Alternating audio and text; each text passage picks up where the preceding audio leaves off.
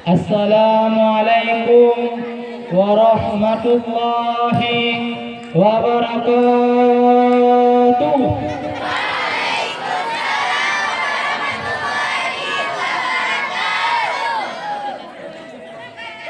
Alhamdulillah, alhamdulillahi rabbil alamin. Nahmaduhu wa nasta'inuhu wa nastaghfiruh. ونعوذ بالله من شرور أنفسنا ومن سيئات أعمالنا من يهد الله فلا مضل له ومن يضلل فلا هادي له أشهد أن لا إله إلا الله وحده لا شريك له وأشهد أن محمدا عبده ورسوله لا نبي بعده اللهم صل وسلم وبارك وكرم وعظم على حبيبنا محمد صلى الله عليه وسلم وعلى آله وأزواجه وذريته أجمعين. رب اشرح لي صدري ويسر لي أمري واحلل عقدة من لساني يفقهوا قولي. ربي زدني علما وارزقني فهما وارزقنا بالصالحين. Amma ba'du. Yang saya muliakan kepada Al-Mukarram Al-Fadil Al-Marhum Abu Abi wal Abuya, Allahumma ghafir lahum warhamhum wa'afihi wa'fu anhum waj'alil jannata mathwahum. Yang saya muliakan kepada seluruh asatidz maupun asatidzah yang ada di daerah Asasun Najah, dan yang saya muliakan kepada seluruh santriwan dan santriwati, semoga mendapatkan rahmat dari Allah Ta'ala. Saya bukan Abdul Somad, bukan pula Abdul Somad, tetapi Abdul Somad, walaupun hitam tetapi imun.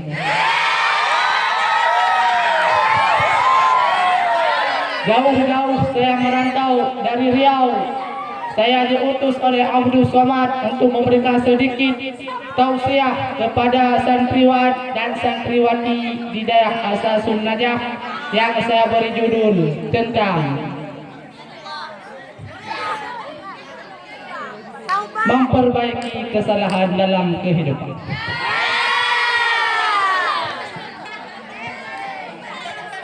Saudara-saudari yang dirahmati oleh Allah,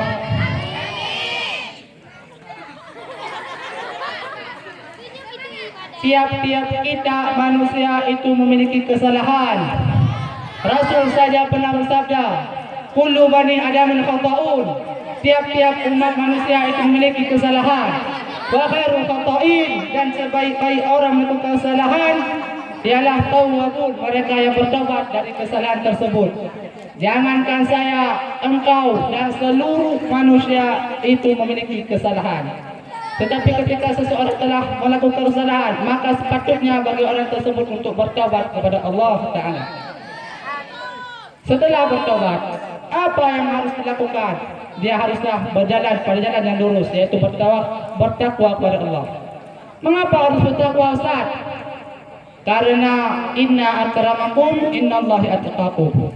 Orang yang paling mulia di antara engkau di sisi Allah ialah orang yang paling bertakwa di antara engkau. Lantas apa itu takwa? Yang pertama, takwa ialah imtithal awamirillah, menjunjung tinggi seluruh perintah Allah, baik dalam keadaan sir, sendiri-sendiri maupun alaniah, di depan banyak orang. Mana contohnya, Ustaz? Contohnya ialah salat yang pertama. Mengapa harus salat? Karena suatu kewajiban setelah seseorang masuk dalam agama Islam, setelah syahadati an la ilaha illallah wa anna Muhammadar Rasulullah, ialah iqamis salat, mendirikan salat. Sehingga wajar jika Rasulullah mengatakan as-salatu imaduddin, Salat merupakan tiangnya agama. Panggung ini tanpa tiang ini dan ini, maka tidak akan berdiri dengan sendirinya. Begitu juga agama seseorang. Agama tanpa salat, maka sama saja agama tersebut nol hasilnya. Engkau puasa, engkau bayar zakat, engkau naik haji, tetapi engkau tidak salat, maka seluruh apa yang engkau kerjakan tidak akan diterima oleh Allah sehingga engkau mengerjakan salat. Lantas yang kedua, contoh yang harus kita junjungi perintah Allah ialah bertakwa kepada orang tua.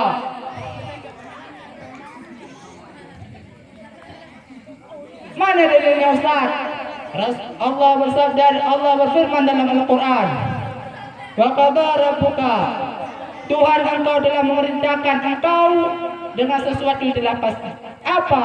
Yang pertama, alla ta'budu illa iyyah, bahwa janganlah engkau sekalian menyembah selain Allah Ta'ala. Menyembah Allah Ta'ala hanya ada dalam agama Islam. Oleh kerana itu Allah berfirman dalam Al-Quran, inna dina indallahil Islam, agama di sisi Allah adalah agama Islam. Selain agama Islam, maka la yuqbalullah yaumal qiyamah, tidak akan diterima oleh Allah Ta'ala pada hari kiamat kelak. Lantas yang kedua, sesuatu perintah yang telah pasti ditentukan oleh Allah ialah wabil walidaini ihsana, berbakti kepada kedua orang tua. Mengapa harus berbakti kepada orang tua, Ustaz? Karena orang tua engkau, baik emak ataupun ayah engkau, merupakan perantaraan adanya engkau di dunia ini. Oleh karena itu Allah berfirman, fala taqul lahum uffin, janganlah engkau mengatakan kepada keduanya itu kata-kata kata-kata sama saja. Apalagi sampai engkau menendang keduanya, itu engkau sama saja mencari kemurkaan Allah Ta'ala. Akan tetapi apa pula yang harus kita katakan? Faqul lahum qawlan karima, katakanlah berkeduanya itu perkataan-perkataan yang mulia. Kemudian yang kedua, saudara-saudari yang dirahmati oleh Allah, takwa tersebut ialah wajtinabu nawahihi sirran alaniyah, engkau menjauhi seluruh larangan Allah Ta'ala, apakah dalam keadaan sir maupun alaniyah. Mana contohnya Ustaz? Sebagai saya contoh, saya berikan dua. Yang pertama, narkoba. Mengapa narkoba? Karena sekarang banyak pemuda-pemuda yang mengkonsumsi narkoba. Mengapa narkoba harus dijauhi? Hukum bunuh diri itu haram, sedangkan narkoba itu membunuh engkau, maka narkoba pun haram. Oleh karena itu harus engkau jauhi apabila engkau ingin menjadi orang yang taqwa di sisi Allah. Sama. Jikalau saya diminta untuk memberikan ancaman bagi para pengkonsumsi narkoba, maka saya akan bawa dua orang lagi. Yang pertama sebagai pembicara, yaitu polisi. Yang kedua dokter. Dan yang ketiga barulah saya, saudara PKI. Berbicaralah polisi ketika itu. Apa kata polisi? Siapa yang mengkonsumsi narkoba maka akan dikenakan sanksi, masuk penjara, kena hukuman, ditembak, mati, habis. Lalu barulah berbicara dokter sebagai pembicara kedua. Apa kata dokter?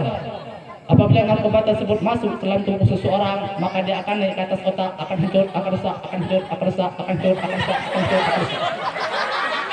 Lalu akhirnya barulah saya selaku pembicara ketiga berkata, apa komentar engkau Ustaz? Siapa yang mengkonsumsi narkoba maka neraka jahanamlah tempatnya, khalidina fiha abada. Mengapa harus neraka Ustaz? Jelaslah. Narkoba, nar yang artinya neraka, sedangkan koba yang artinya makanan. Narkoba makanan neraka. Makanan neraka tak pernah ada dalam surga, melainkan berada dalam neraka. Ustaz, engkau dari tadi melarang kami untuk mengkonsumsi narkoba. Engkau pernah ada narkoba? Alhamdulillah. Dari semenjak kecil berkah didikan orang tua sampai sekarang, jangankan narkoba, rokok yang memiliki narkotika yang kecil pun tak pernah dihisap di mulut ini.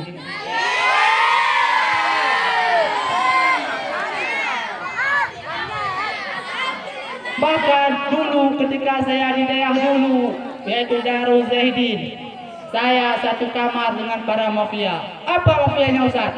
Semuanya perokok kecuali saya satu orang. Sehingga mereka pun berkata, apabila engkau Surya tidak mau menghisap rokok, maka kami hajar semua engkau. Lalu akhirnya Alhamdulillah 3 tahun saya bertahan dalam kamar dengan mereka. Sedikit pun saya tidak tahu bagaimana rasa rokok tersebut. Apalagi narkoba yang lebih besar daripada rokok. Lantas, apa contoh kedua Ustaz? Larangan yang diperintahkan oleh Allah untuk kita jauhi, yaitu bagi kalian kaum wanita, yaitu aurat kalian. Mengapa dengan aurat kami Ustaz? Karena kami lelaki itu rusak, error dengan sebab kalian dari 2 hal. Yang pertama, apabila kami melihat bagian atas dari kalian, yaitu rambut kalian.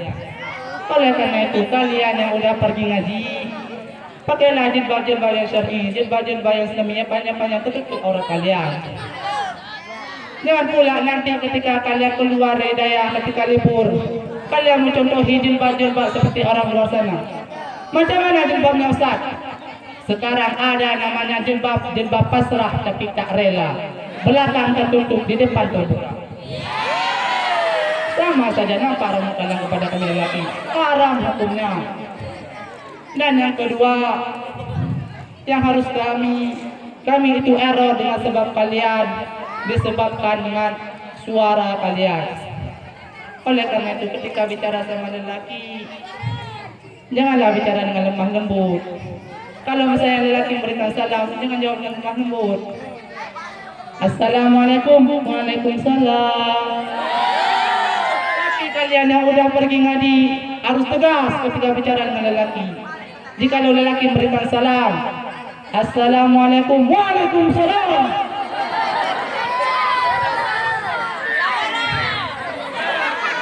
Ustaz, kalau kami bicara tegas sama mereka seperti itu, tentunya nanti kami ditusir. Alah, banyak masih lelaki lain yang mau dengan kalian. Tinggal pilih yang mana kalian suka. Tapi kalau Ustaz yang pula kalian pilih saya nantinya. Kenapa Ustaz? Takutnya cemburu berkasih saya. Emang kau punya kasih Ustaz? Punyalah. Bahkan saya jadikan dia sebagai cinta pertama saya. Mengapa? Karena al-muhabbatul ula la tunsafiha. Cinta pandangan pertama tidak bisa dilupakan. Siapa Ustaz? Yaitu Rasulullah sallallahu alaihi wasallam. Kenapa engkau cinta pada Rasulullah? Ada yang cinta pada saya, makanya saya cinta kepada beliau. Mana buktinya Ustaz? Pada suatu hari beliau dengan duduk para sahabatnya, di mana ketika duduk tersebut tiba-tiba dari matanya mengalirkan air mata ke pipinya. Hingga beliau pun berkata, ahbabi, ahbabi, ahbabi, kekasihku, kekasihku, kekasihku.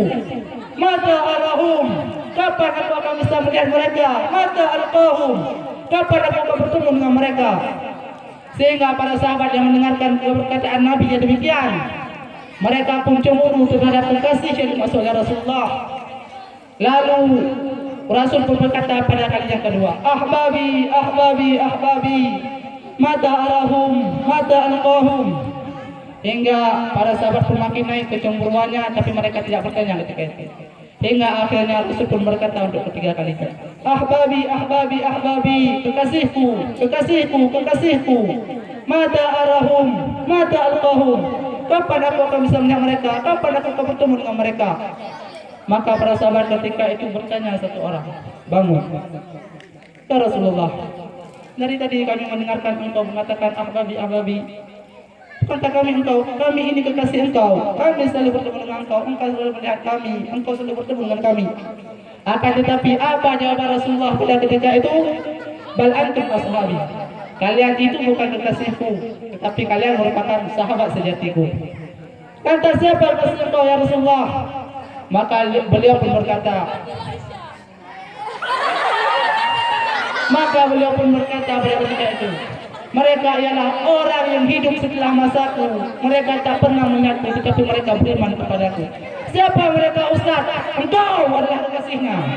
Oleh karena itu balaslah cintanya. Jangan engkau palingkan cinta Rasulullah kepada orang lain. Berarti tidak boleh mencintai orang lain, Ustaz? Boleh. Tetapi jadikanlah Rasulullah sebagai cinta pertama engkau. Ingat, la yu'minu ahadukum hatta akuna ahabba ilaihi min walidihi wa walidihi wan nas ajma'in. Kalian itu tidak dikatakan orang yang beriman dengan sempurna sehingga kalian lebih mencintai aku daripada kedua orang tua kalian, anak-anak kalian dan seluruh manusia yang lainnya. Maka utamakanlah Rasulullah daripada yang lainnya. Saudara-saudari yang dirahmati oleh Allah, ketika engkau telah melakukan yang demikian, apakah engkau telah dikatakan orang bertakwa? Telah, tetapi belum sempurna ketakwaan engkau sebelum engkau takhalli bikulli fadilah, bikulli radilah. Engkau mengkosongkan diri engkau daripada tiap-tiap kekurangan. Apa sifat yang mendapatkan kekurangan pada manusia? Yaitu takabur. Saya kasih contoh. Takabur apabila terletak pada Allah Ta'ala, maka itu bagus bagi Allah. Akan tetapi apabila takabur tersebut terletak pada diri kita manusia, maka sungguh hina diri kita ini. Seumpamakan seperti keras apabila terletak pada batu, maka bagus bagi batu tersebut. Mengapa? Karena ketika kita membangun sekolah, menasah dan lain sebagainya, akan kokoh bangunan tersebut. Akan tetapi coba kalau keras tersebut terletak pada kuih, maka jalankan kalian, saya pun tidak akan memakannya. Yang ada patah gigi saya dan tinggal. Begitu juga dengan sifat takabur. Sifat takabur tidak boleh pada kita manusia. Wala tamshi fil ardi marahan. Jangan engkau berjalan di atas bumiku dengan takabur, dengan sombong. Kemudian ketika telah takabur, maka barulah engkau menghiasi hati engkau, diri engkau dengan tiap-tiap fadilah kelebihan. Mana salah satunya, Ustaz? Tawadhu. Mengapa tawadhu? Karena man wada'a rafa'ahu Allah. Siapa yang tawadhu, yang merendahkan diri, maka Allah akan mengangkat derajatnya. Saudara-saudari yang dirahmati Allah, kesimpulan daripada pidato saya ialah yang pertama, marilah kita ubah diri kita. Memang dulu kita melakukan kesalahan, tiap-tiap manusia ada kesalahan. Tetapi marilah kita sekarang bertobat dan berusaha sungguh-sungguh bertakwa kepada Allah. Kemudian yang kedua, cintailah Rasulullah. Karena mengapa? Para pecinta Rasulullah pasti mereka akan mengatakan, la tarjul jannah lil jannah. Jangan engkau capai surga tersebut karena surga. Akan tetapi tarjul jannah li anna Muhammadan fiha. Capailah surga karena Muhammad berada dalam surga tersebut. Engkau mulia ketika engkau masuk dalam surga. Tetapi surga baru mulia ketika ada Rasulullah di dalamnya. Mana perumpamannya, Ustaz? Saya kasih contoh, yaitu kamar pengantin.